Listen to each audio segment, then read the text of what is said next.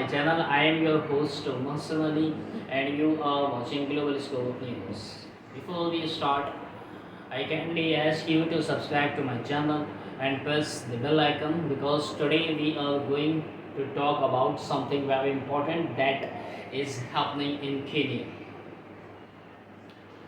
Kenya politics right now, and I promise you will not want to miss it because this is not just about one country.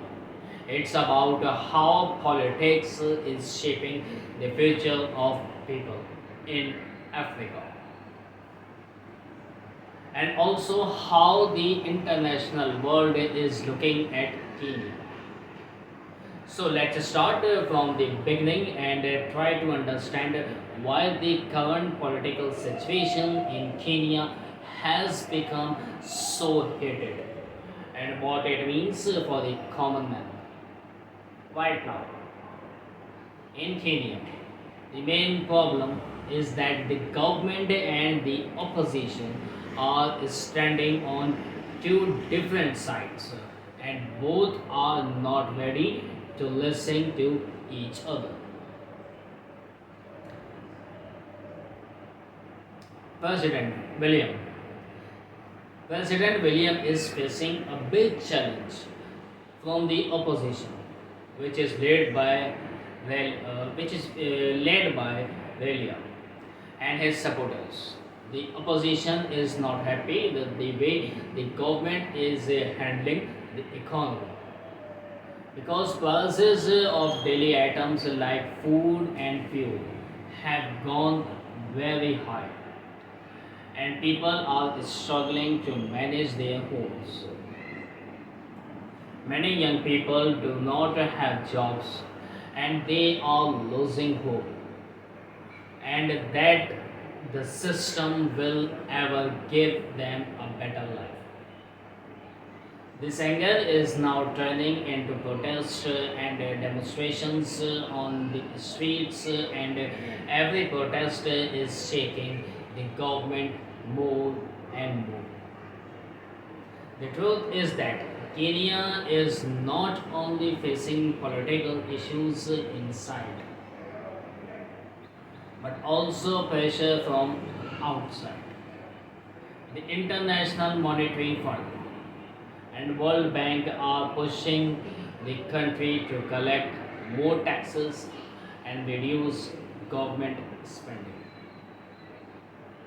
The government of William Ruto is following these conditions because Kenya is in deep debt, but these steps are making life more difficult for ordinary people. When the government increase taxes and reduce subsidies, the prices go up and the poor class suffer the most. This creates a big gap between what the leaders are saying and what the people are living. So you can understand why people are angry and why they feel betrayed. Another big issue in Kenya is corruption.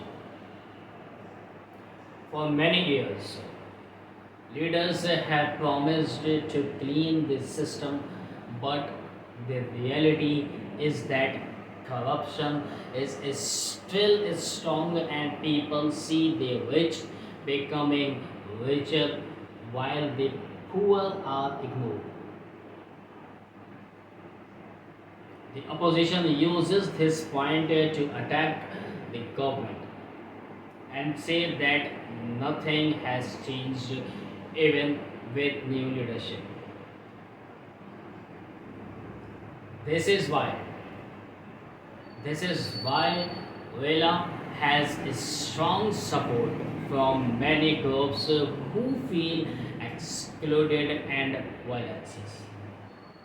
They believe that only by standing against the government they can bring change. But the government replies that the opposition is just playing politics and trying to stop development projects.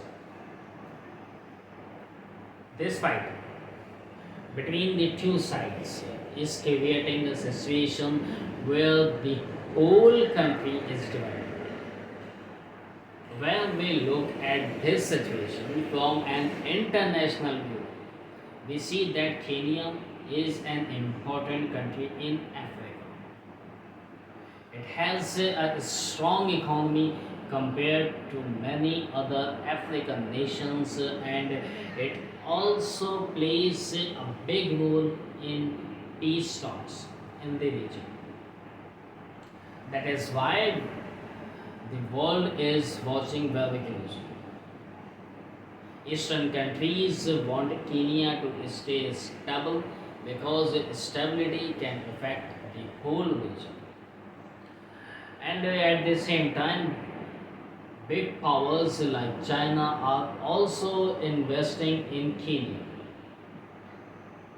and they want their projects to continue without any problems or hurdles. So the political fights is not only about local issues, it's also about global interest. The Kenyan people are the ones who are stuck in the middle. They want peace, they want jobs, they want affordable foods, and they want leaders who care about them. But instead, they are seeing power struggles, broken promises, and endless arguments. The risk here is that if the protests continue and the government does not take quick steps to bring relief, then violence can increase and the economy can break even more. Already businesses are closing during protests and tourists are scared to visit. All of this is bad for a country that depends on agriculture and tourism. So, what is the solution? In my view, the only solution is honest dialogue.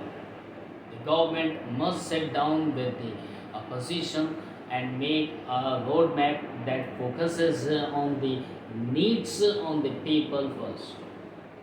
They need to control prices, create jobs, and fight corruption with real action, not just words.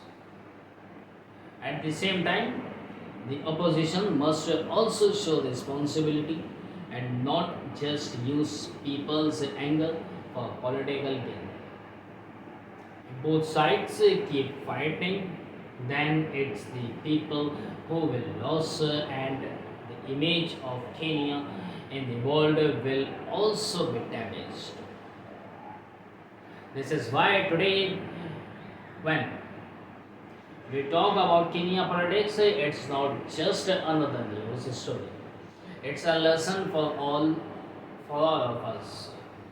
It shows us what happens when leaders forget the problems of the people and focus only on power.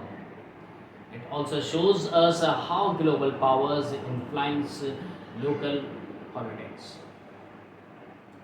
And it reminds us that real strength of any country is not in speeches or promises, but in the happiness of its people. So this is why my analysis on the current political situation in Kenya. I hope you understand how serious this issue is and why it matters. Do not forget to subscribe to my channel, Global Scope News, because